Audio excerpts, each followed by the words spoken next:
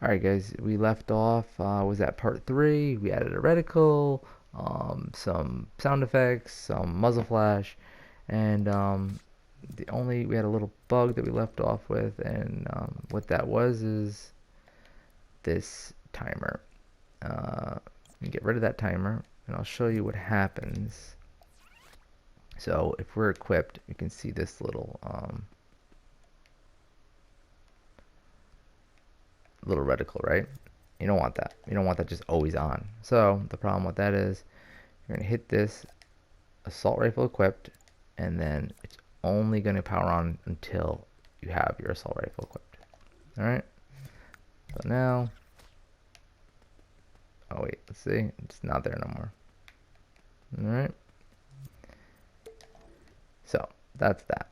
And again, for here, you literally can have a different equipped weapon with a different reticle. So if you have a pistol, different reticle. Shotgun, different reticle. Pistol, you know, all the way down the line. Alright, so what we're going to quickly do is, I'm going to do this, actually. Yeah, so I should leave it like this. So what we're going to do is,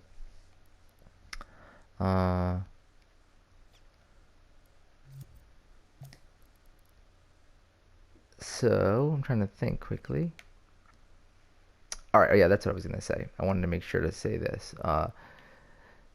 This is our assault animations. This is our the gun logic, where all our logic is for the gun. We can put this next step in either one of these, and you could put it here, but it's better to keep everything together, and you don't have to. It'll only be triggered on for this specific weapon. So, say we had a, assault rifle. We want to maybe slow down a little bit when we aim.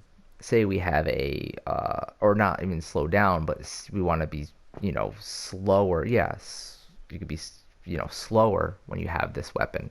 So, like, say you wanted you had a rocket launcher. You might want to be really slow while you're holding that rocket launcher. So you want to keep things in its, kind of everything together where it belongs. Here, it would just keep it would be more complicated. It'd be a little harder to read. You have to add a few more, I believe, AND gates or something a little more specific to make sure you know that this is what weapon you have and this is what's happening when you have that weapon. This way, it will only trigger on when you have your specific weapon. All right. So, like I said, if you had a pistol, maybe you want to slow down even more to aim. It depends. It's all preference again. So I'm going to put it in the actual weapon itself, that logic. So, all we need here, this is simple enough. Animate, need a keyframe. Alright, so with that keyframe, we are going to slow down our speed. Alright, so let's slow it down to 1.5. That sound about right? Yeah, let's do that. And make sure our run speed's down to 0. So we can test that out. Again, L1 square.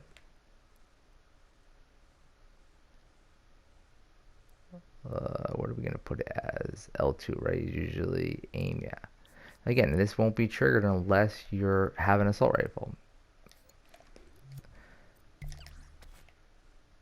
So we're running, and then we hit L2. Alright, and then we're in this slow. Again, it doesn't have to be this slow, that's a little too slow, I think. It's again preference, what your game, what looks best for your game. No, we're in sculpt, and it'll let you know. Look at the dashes, so it lets you know where you have what you've edited, or an area that you've edited. It's in the puppet. 2. I think 2 is good. All right. Let's see what that looks like. Alright, that's good. It'll make it easier to aim. Yeah, that looks good. So the next step would be the zoom. We can put that in the same exact spot, the same keyframe. So we would go edit keyframe. The thing is, you have to go into this controller logic. We have to go to the little camera. And we're going to bring this all the way down to 2. Alright, so this is at camera distance. This is how far away the camera is basically. So, you know, if we go higher up, it gets farther away from our character. So look, it won't work, right? If you're just running, normally you don't have the weapon. So we pull out the weapon, it goes into this zoom, alright? Really jarring because it's snapping. And the way we can fix that is go into this keyframe that we just had, or we just made, and you can have this power up, slow power up. So it's almost like a blending, slow blending of some sort. Again, what this means is it takes 0.5 seconds to get into that that zoom. So that zoom will, to get to its full zoom, it will take 0.5 seconds. So it'll have a smooth transition. It'll have a smooth transition in, and then as you zoom out, it'll have a smooth transition out. So 0.5 seconds to finish that zoom out. And I will show you that. So here it is. I want to zoom in, and it has a nice zoom in, zoom out. Alright.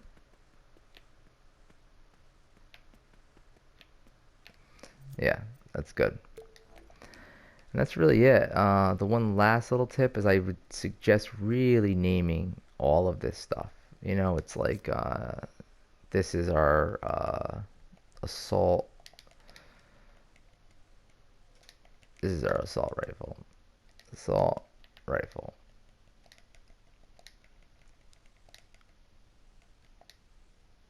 Alright, and I have assault rifle here, but this would be our assault rifle animation, you know, just things like that. I mean, I'm always been bad with naming conventions, so like, you know, but you got to keep it as, at least, even if it's just, you know what it is, or if you're working with someone, they should know. So here's your animation logic. Yeah, I guess animation rifle. I have no idea. You know, animation. I mean, assault rifle animation logic. Who the heck knows? I guess that would be even better. That's a lot, but whatever. Yeah, so like it says, name everything. You know, name this keyframe right here. This keyframe should be something like we know what it is. It's movement.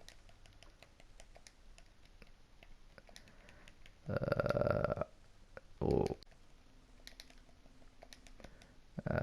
forward slash movement. You know, things that are really, you know, let you know what it is. Because as right now, it's not that big of a deal. You could say to yourself, well, you know, I could easily just click on this and it lets me know it's editing this, and ooh, I could see this over here. It's editing these two things. But the problem is when, as the scope of the game gets bigger and there's more of these little logic pieces, it might be a lot harder to find, you know?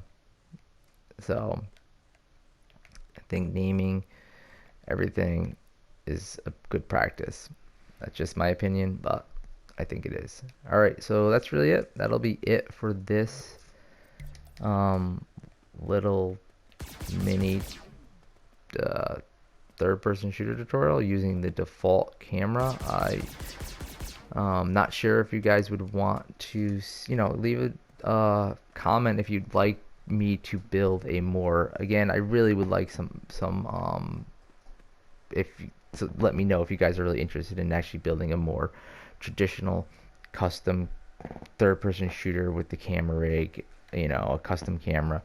You know, it's a little more, a lot more to put together. So if no one's really interested in it, I'm not gonna do it. But you know, and not just one person. I feel bad. One person that's really interested in this and that really want to see it done, and I'll do it. I don't mind. I just want to, like, you know, it's I feel like I have to get a little bit out of it too, something out of it, at least I have some sort of, uh, I don't know, an audience that's at least watching this stuff and learning from it. I like to know what you guys have done with it, has it helped? Has it not helped? That motivates me, motivates me to learn and helps motivate me to actually, teach a little bit. My stuff's not perfect, I know that, but yeah, but I'm willing to try to show you guys whatever I've learned, and I just need a little, to know there's people out there that actually want to listen to this and see it and want to learn. I can totally understand I'm not the best tutorial maker. I definitely don't have that really crisp voice that some of those other YouTubers have, or dreams content creators have. But I still think I have enough information to give, and I think it's decent information at least. It's better than nothing, I feel like. All right, so I appreciate it if you give me a like, subscribe, comment, letting me know. Even if it's friggin' you don't like it or whatever, just don't. If you want to dislike it, dislike it, but at least explain why. It helps me, and I could care less. I don't mind being critiqued. Critique me, and I'll try. That's why I'm on here. All right, guys. I will see you in the next one. Peace.